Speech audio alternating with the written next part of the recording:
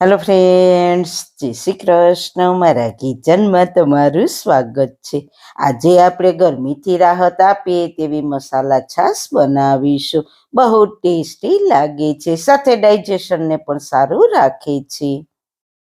તો ચલો આજની ટેસ્ટી એવી રેસીપી શરૂ કરીએ.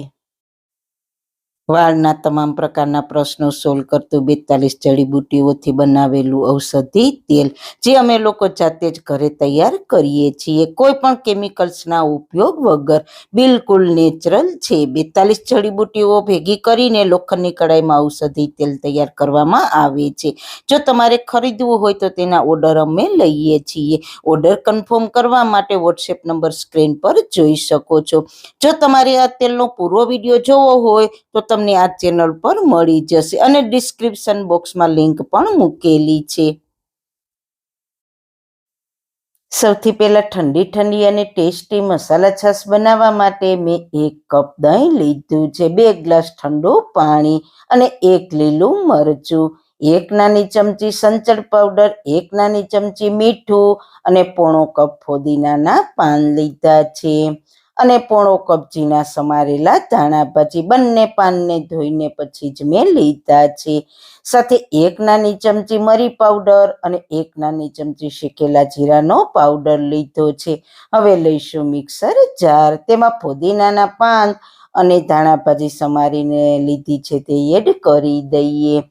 1 લીલું મરચું એડ કરીને આ ત્રણેય ચીજને થોડું પાણી એડ કરી ફક્ત 1-2 ચમચી જેટલું અને તેને પીસી લઈએ. ફાઇન પેસ્ટ નથી બનાવવાની, આ રીતના દરદરી રાખવાની છે. હવે તે જ મિક્સર જારમાં દહીં એડ કરીશું. સાથે થોડું સંચળ પાવડર, મીઠું, શેકેલા જીરાનો પાવડર અને થોડો મરી પાવડર અને અડધો ગ્લાસ ઠંડુ પાણી એડ કરીને ઢાંકણ બંધ કરીને તેને પીસી લઈએ. પીસાઈ જાય એટલે તેને બાઉલમાં લઈ લઈએ. તમે જોઈ શકો છો છાશ ઘટ એવી દેખાય છે. તો તેમાં પાણી નાખીશું અને સારી રીતના મિક્સ કરી લઈએ. મેં ટોટલ 2 ગ્લાસ પાણી નાખ્યું છે, પહેલા અડધો ગ્લાસ અને ફરી 1.5 ગ્લાસ, એટલે ટોટલ 3 ગ્લાસ મસાલા છાશ તૈયાર થશે.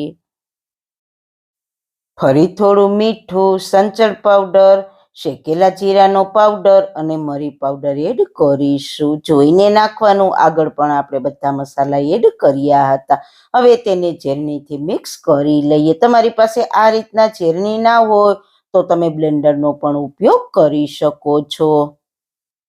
અને જો તમારે પતલી છાશ જોઈતી હોય તો થોડું વધારે પાણી એડ કરી દેવાનું.